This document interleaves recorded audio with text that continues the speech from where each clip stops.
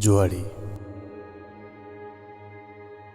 বন্ধুবোৰে কথাটো মানি ল'বলৈ টান পালে। মই যুক্তি দিলোঁ, জীৱনটো এক প্ৰকাৰ জুৱা খেলহে। জুৱা খেলা হয় ধনেৰে, অধিক ধন পোৱাৰ আশাত। কোনো কোনো সময়ত জিকা হয়, অধিক সময় হাৰ। এনেকৈ হৰা জিকা জিকি হৰাৰ অন্তত ঘৰলৈ বুলি বাট বোলে। উকা হাত, খালী পকেট, সৰ্বশ্ৰান্ত হৈ। ই জুৱাৰ দস্তুৰ। সঁচা অৰ্থত জীৱনটো এক প্ৰকাৰ জুৱা খেল।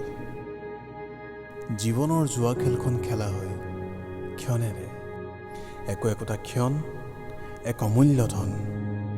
আমি প্ৰতিটো ক্ষণত বাট চাই ৰওঁ কিছু মধুৰ ক্ষণ অহাৰ আশাত, অচিৰেই সুদিন সমাহিত হোৱাৰ আশাত।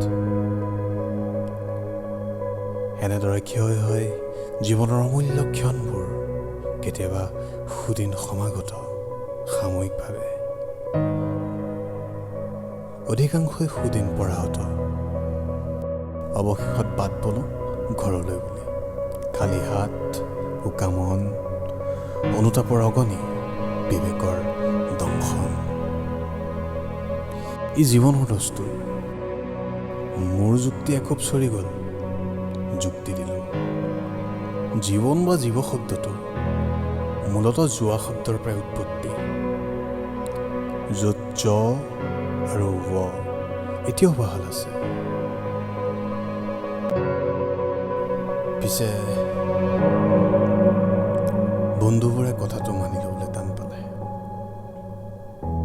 নিজকে বোধ হয় জুৱাৰী বুলি মানি ল'বলৈ লাজ পালে।